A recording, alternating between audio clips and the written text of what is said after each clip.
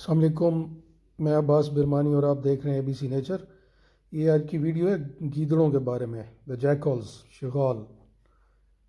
یہ دیکھیے شام کا وقت، مغرب کے بعد سورج غروب ہو چکا ہے، لائٹیں بھی جل رہی ہیں۔ یہ کھیت میں، یہ اس لیے بہت زیادہ واضح نہیں ہے کہ رات کا منظر ہے، اور میں یہ عام سیل فون کیمرے سے بنا رہا ہوں۔ یہ دیکھیں 3 گیدڑ چارے کے کھیت میں، اور بالکل ساتھ ہی یہ مسجد ہے، مدرسہ ہے، اور ایک گھر ہے۔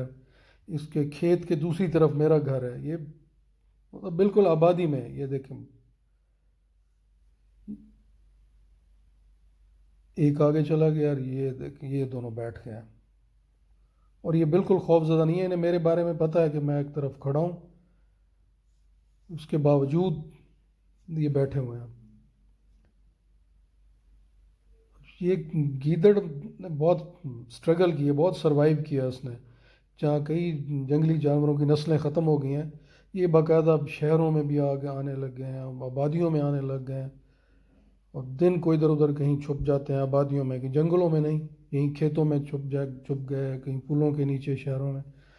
تو اب یہ دیکھیں بیٹھے ہیں، حالانکہ میں نے انہیں آواز بھی دی اسے، پھر بھی یہ نہیں ڈر رہے۔ تو یہ میں نے کتے کو بلایا، جیک جیک کہا، تو یہ، اور پھر وہ بھی گیا آرام سے، خوف زدہ ہو کے نہیں گیا۔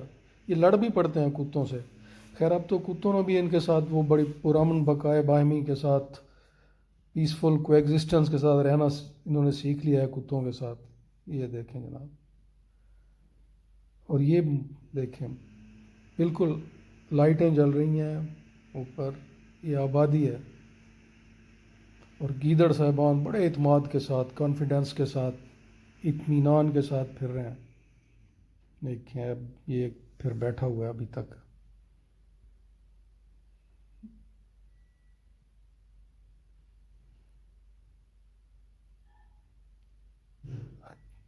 اچھا، اب اس نے ادھر سے آئی ہیں کتوں کے بھونکنے کی آوازیں،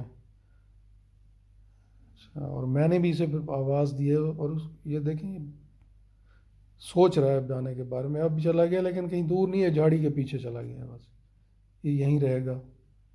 یہ ایک وہاں سے نکل کے پھر پیچھے کی طرف بھاگا۔ Thank you very much, take care, God bless you.